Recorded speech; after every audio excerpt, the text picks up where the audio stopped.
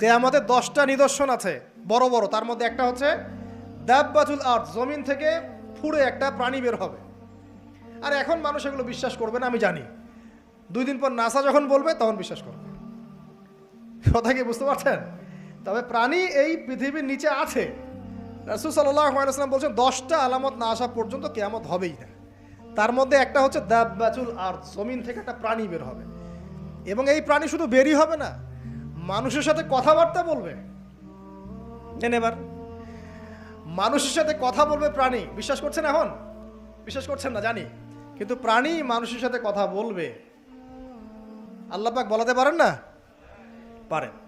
আচ্ছা, সামনে যান। ওই প্রাণী যখন দাঁড়িয়ে আছে রাস্তায়, এখন এই বালক বলছে আজকে আমি প্রমাণ করে নিব যে আল্লাহর আনুগত্যশীল ওই পাদ্রী সঠিক নাকি ওই জাদুকর সঠিক। এবার সে একটা ইট হাতে নিল, পাথর হাতে নিয়ে এসে বলছে, আল্লাহ তোমার কাছে যদি ওই জাদুকরের কাজের চাইতে এই পাদ্রীর কাজ বেশি পছন্দনীয় হয়, এই ইটের আঘাতে এই জন্তুকে তুমি মেরে ফেলো আল্লাহ। এ বলেছে বিসমিল্লাহ বলে পাথর নিক্ষেপ করলো, নিক্ষেপ করার সাথে সাথেই জন্তু ডেড। তখন তার আইন আল ইয়াকিন, হাক্কুল ইয়াকিন হয়ে গেল যে হ্যাঁ, আল্লাহর কাছে এই পাদ্রীর আমলই সবচেয়ে বেশি পছন্দনীয়। তার আর মনে কোনো সংশয় থাকলো না।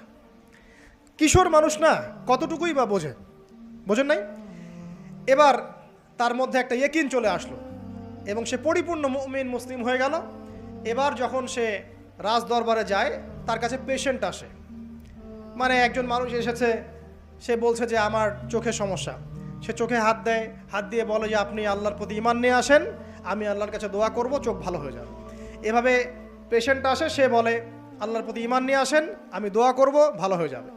এভাবে আস্তে আস্তে তার নাম এবং খ্যাতি ছড়িয়ে পড়তে লাগলো। যেই তার কাছে আসে সে বলে আগে মুসলিম হন, ইমানদার হন, আল্লাহর প্রতি বিশ্বাস করেন, আমি দোয়া করব, ভালো হয়ে যাবে। চোখ অন্ধ ভালো হয়ে যাচ্ছে, কুষ্ঠরোগী ভালো হয়ে যাচ্ছে, হ্যাঁ, প্যারালাইজড রোগী ভালো হয়ে যাচ্ছে। আলহামদুলিল্লাহ।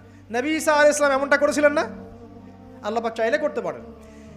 একদিন ওই রাজ দরবারের একজন মন্ত্রী আসছে, এবার ওই রাজার একজন এমপি সাহেব, তার চোখে সমস্যা, সে আসছে, এসে বলছে যে আমার এই চোখে সমস্যা, আমার চোখটাকে ভালো করার দরকার, তোমার কাছে কোনো ওষুধ আছে নাকি? সে বলছে যে আপনি আল্লাহর প্রতি ঈমান নিয়ে আসেন, আমি আল্লাহর কাছে দোয়া করব, আপনি ভালো হয়ে যাবেন। এবার সে আলহামদুলিল্লাহ ঈমান নিয়ে আনলো এবং সে ভালো হয়ে গেল। এই ভালো হয়ে যাওয়ার পরের দিন যখন সে আবার ওই পার্লামেন্টে গিয়েছে আর কি, ওদের তৎকালীন রাজদরবারে, এবার রাজা ওকে দেখে বলছে যে তোমার তো চোখ অন্ধ ছিল, কিভাবে শেফা লাভ করলে? তো সে বলে না কিভাবে শেফা লাভ করলো, সে বলতে চাচ্ছে না, কারণ সে আঁচ করছে যে বললে সমস্যা হবে।